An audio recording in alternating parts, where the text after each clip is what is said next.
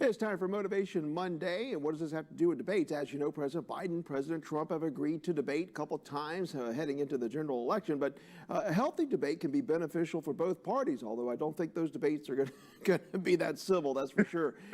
Leadership expert and trainer Pete Blank joins us now by Zoom from next to the lazy river there, yeah.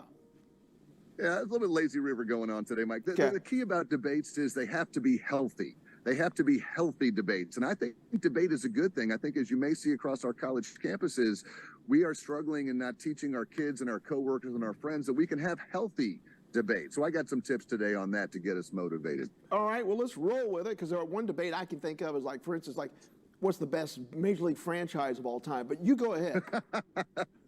Well, you can listen to me, Mike, is that step one, is to be a good listener and listen to what I have to say about the Tampa Bay Rays being a great franchise. Even when we're debating our kids about bedtime, or maybe we're debating our coworkers about a certain thing, we got to be a good listener, Mike. That's the key. Is we're too busy stepping over each other, interrupting people. We have to be a better listener to listen to their point of view. A lot of people are pointing at me right now in the studio, but I'm going to point at some other people. Be ready to be wrong. So Well, that's the next thing, Mike, is that the next step in a healthy debate is you have to be ready to be wrong. The point of debate is to sometimes say, oh, I hadn't thought of it that way. Oh, that's an interesting point. Oh, I see where you might be coming from. We may or may not change people's minds, but if we don't at least admit that we're wrong sometimes, then what's the point in even debating? Sometimes the other point may be better than our point, but we have to be a good listener to get there. Yeah, and you know, that helps to raise our own awareness. And, you know, there might be alternative points of view here, right? Absolutely, absolutely. And the very last point, again, is always no name calling. Again, if our kids and our coworkers are learning debate from political debates and the presidential debates, they're not learning the right way.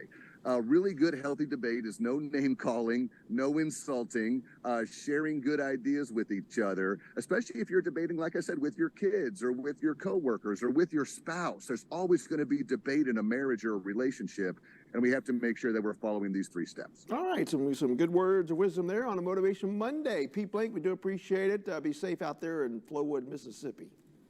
Absolutely. Go Devil Race. He got in. We're both baseball fans. We'll be right back.